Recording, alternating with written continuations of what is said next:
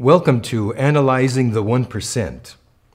This is a very special program in the sense that we analyze scientifically the psychopathology of those who wield economic power, the 1% as we call them. My name is Gilbert Gambucci. I am an occupier of Wall Street activist. I am a pianist by profession and psychosocial analyst also by profession. And today, I would like to take a look at what happens when the speculative stock market becomes greater than the workforce of a nation. This is something that needs to be analyzed. And do you know that it began, this question of the speculation becoming greater than the workforce? It began in the 80s with Reaganomics, with what was called neoliberalism. And, Reagan deregulated two things of importance that we need to take a look at. He deregulated the financial system, the financial sector, got rid of the Glass-Steagall Act, which was set up after the stock market crash of 1929 in order to try to prevent that from happening again, to bring regulation to these bankers. And do you remember Reagan saying all the time, no, we set the bull loose. We're going to set the bull loose. That is, put everything into the hands of the bankers, the 1%. He also deregulated the Federal Communications Commission, the FCC, Federal Communications Commission, which had oversight over station and network operations until Reaganomics, so that the 1% can continue their buying up mainstream media to the point where today we just call it the corporate media. The media is no longer the social consciousness of the people. It's owned by the 1% and it serves their interest, of course. And so I would like to begin our discussion today with a short video clip of a television program of the author of the science that I use to analyze these questions. This science that uses science, philosophy, and spirituality. We call it analytical trilogy for this reason. And the author is Dr.Keppe. I have a little video clip of him explaining a little bit Reaganomics and Malefic international power. Let's start with this today. Can we roll this video clip of Dr.Keppe? Yes. Now, who was it who brought a huge disaster to humanity? Let's see here. Disaster of globalization. And who brought this destruction about was mainly Reaganomics of Ronald Reagan, for it brought a false sense of society's development. So Reaganomics is a money speculation process. As it was in the 80s when he took office, there was a very serious economic problem there at that time. The payment of various elements of the society and of the government were faltering. So Reagan began to print more and more money and to provide total freedom to speculation. So let's see in second place at what I've written. There were 3 decades of it, the 80s, the 90s, and up to 2008, of backwardsness and stagnation. Take a look in third place. Consumption brought a mentality of exploitation and vice. Observation. Globalization only increases the profit of millionaires. So you can notice that we are in a tremendous inversion. Of course, money is not supposed to belong to half a dozen people. Money is for all the people, for all of humanity. So humanity is not allowed to live in something that belongs to humanity. Look how absurd this is. Now take a look at those who did this work. Let's see who they are. Ronald Reagan.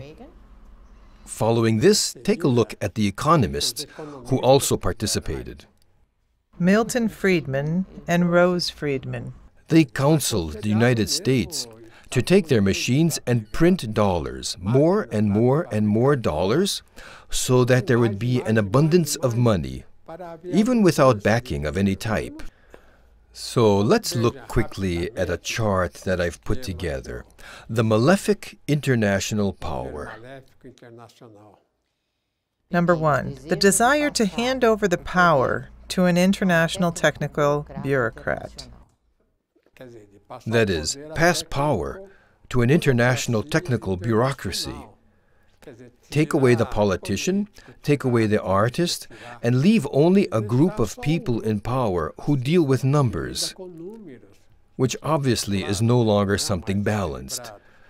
Take a look in second place. Remove politicians from the command of the nations. As I have already mentioned. In third place. Hand over all the power to human beings who are sick and are sadistic for power. Observation. Politicians are the most attacked nowadays and are unable to see what is going on. So this is an urgent social issue that needs to be conscientized by everyone. Take a look in second place now at what I've written. The credit that banks give take all the profit for themselves, for the bankers. So just look at this.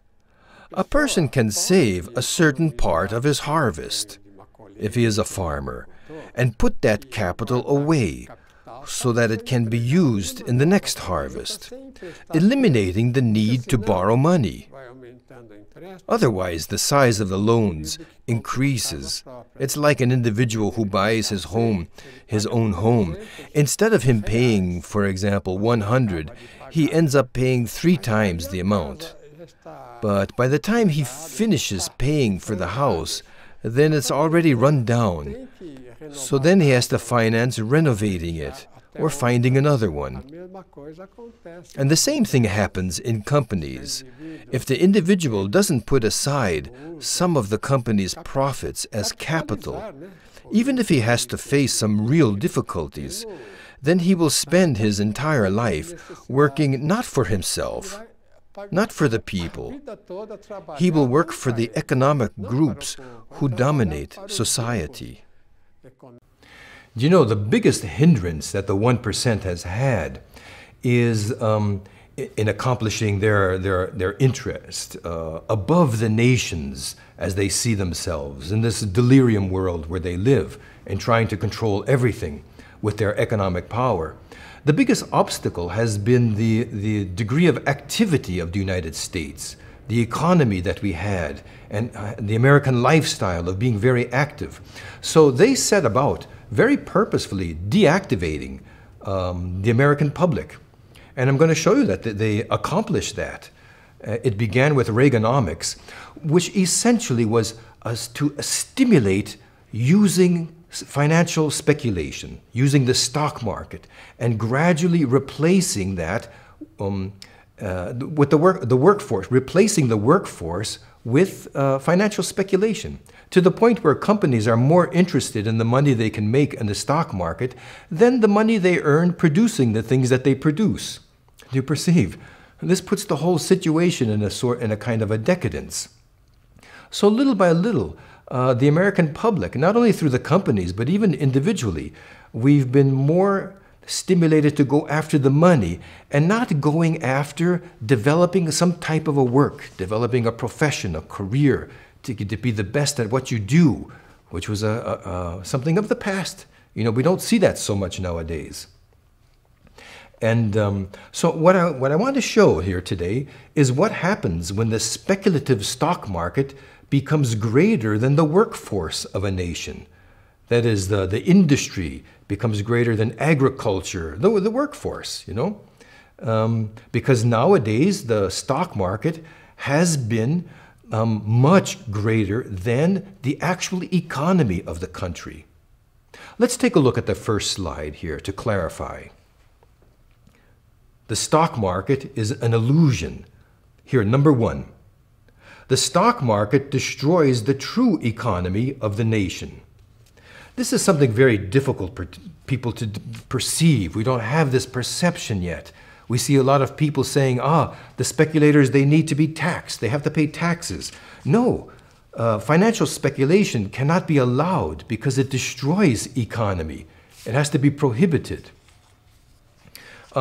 I hope to clarify with, let me quote from this book of Dr.Keppe. This one is called Work and Capital. And I'm reading from page 71. If you could understand this, you'll grasp the origin of the crises.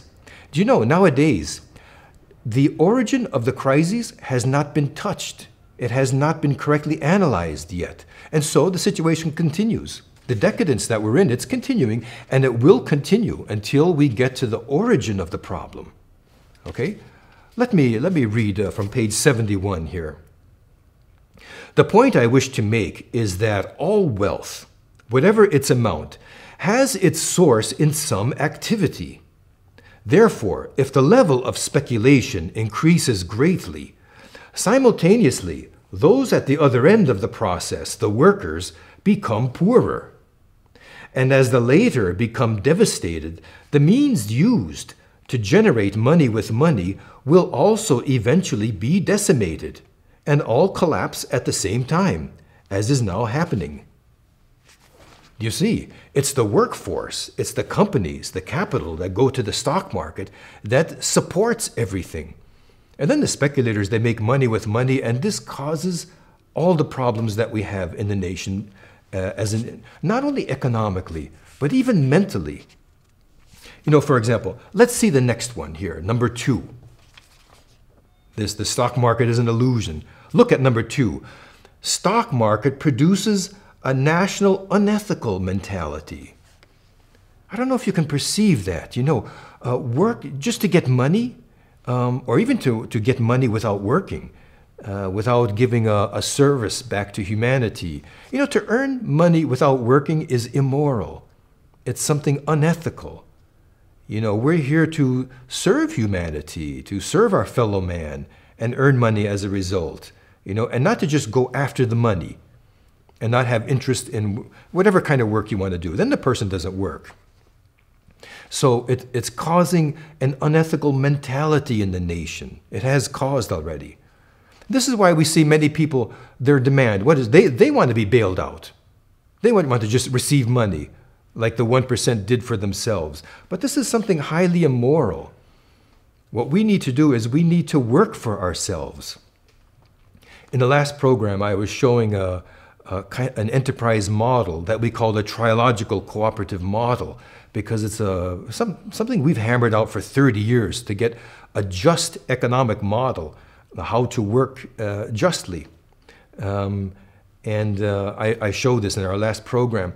I spoke about this trilogical company 2 times at Pace University. Once it was organized by a teach-in by the Occupy Wall Street.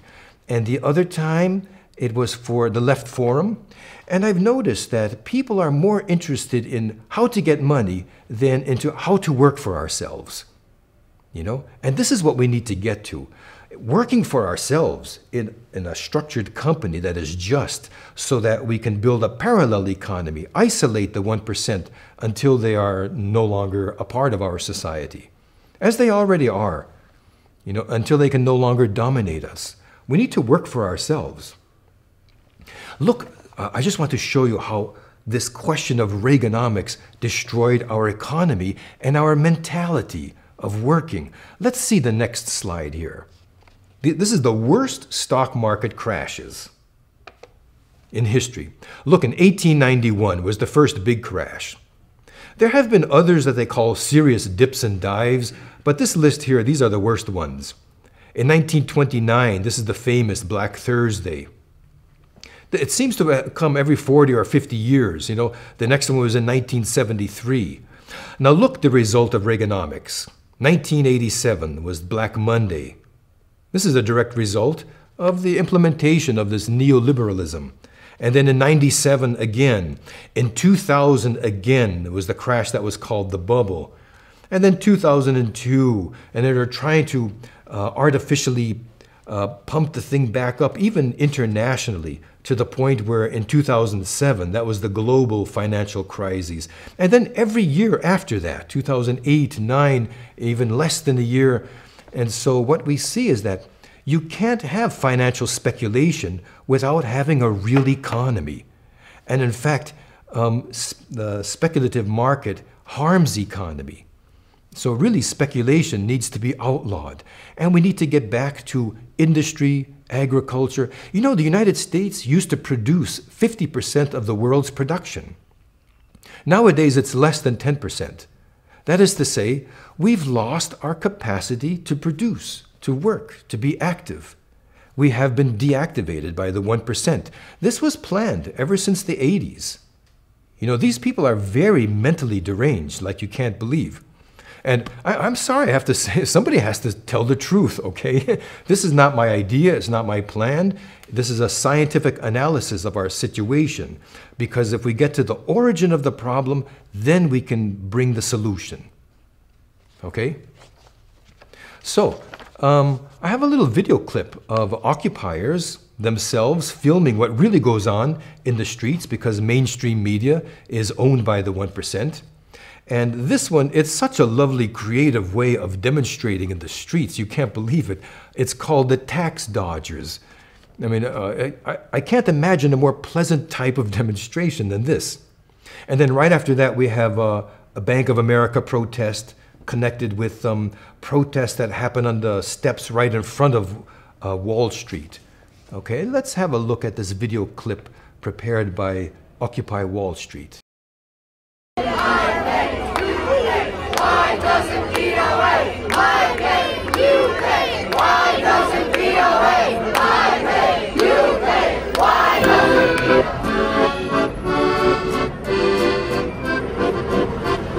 take me out to the tax, take me out to the bank. Money up police and tax rebates. Never pay nothing, not federal or state. Shoot for the loot. It's law, so you can't complain. Oh, it's 1, 2, 3 trillion you're out since we rigged the game. Take me out to the tax game. Flip the bird to the ground. Losers pay taxes, we take rebates. We make the rules for the corporate estate, and it's slammed, then slammed through the loopholes. We always win one again. We're the 1, yes, the 1%, and we have no shame.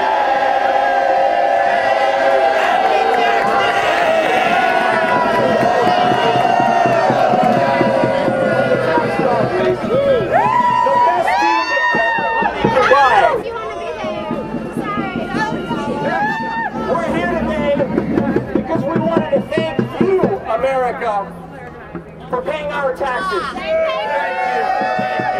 It's been a record-breaking season for the tax dodgers. Many of our best players, GE, Verizon, Bank of America, have set new records. We managed to pay no taxes this year, and some of us are batting way over 1,000. Is an amount greater than what GE, Verizon, Bank of America, for Lower Manhattan, and the Lower East Side. I just moved my money from Bank of America to the Lower East Side People's Federal Credit Union.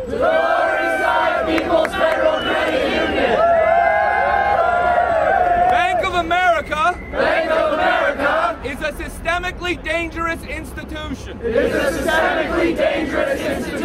Bank local. Break up B of A.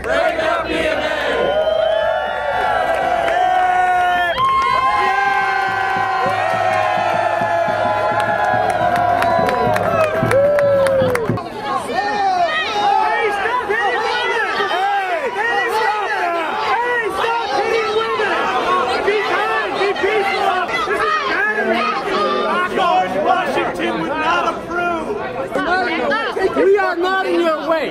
We are not in your way. And we have a right to document this. As citizens, we have a right to document this. So stop trying to interfere with the press officers. Thank you very much.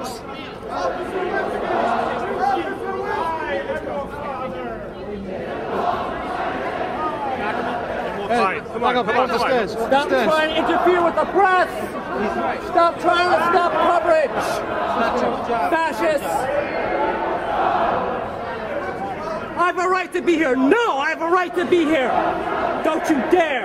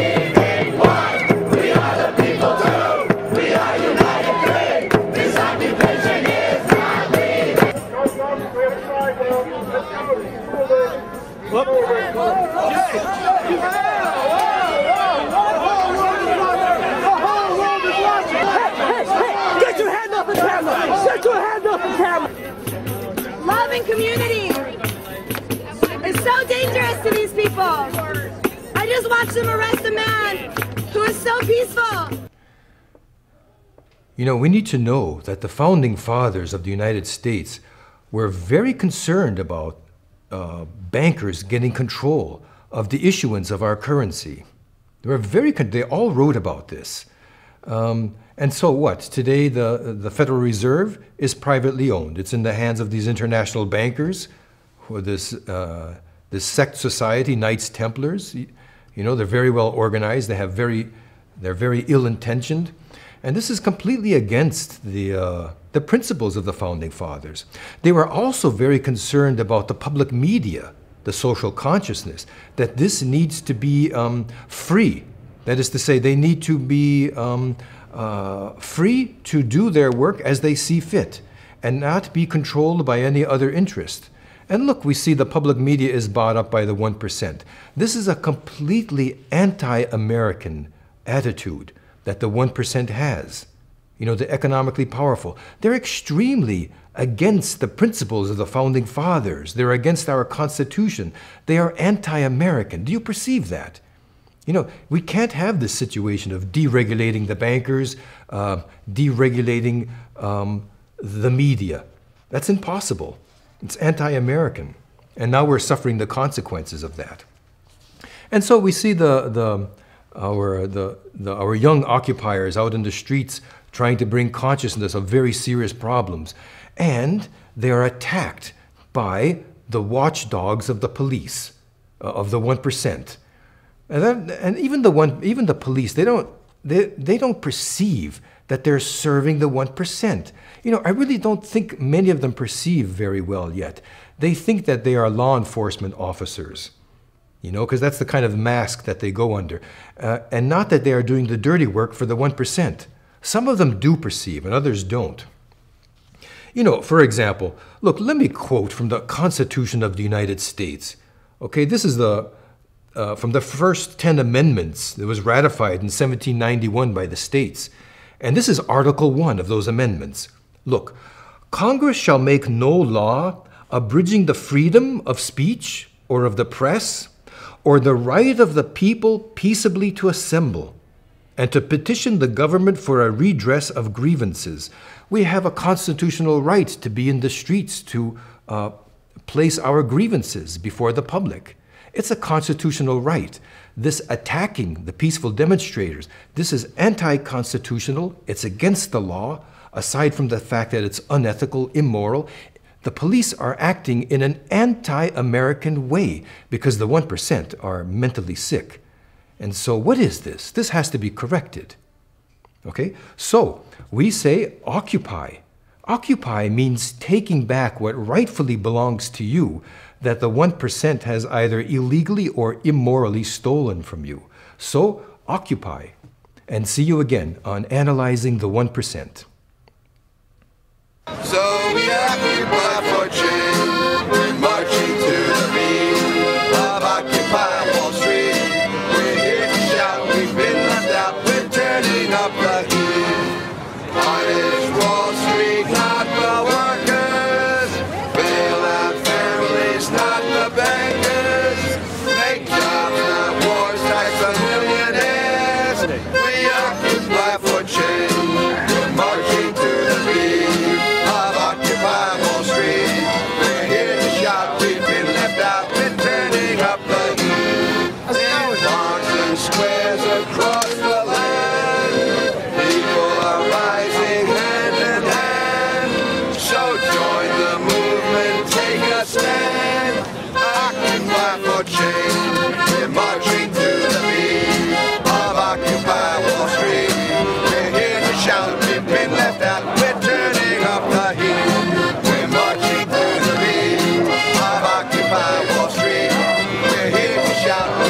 left out. We're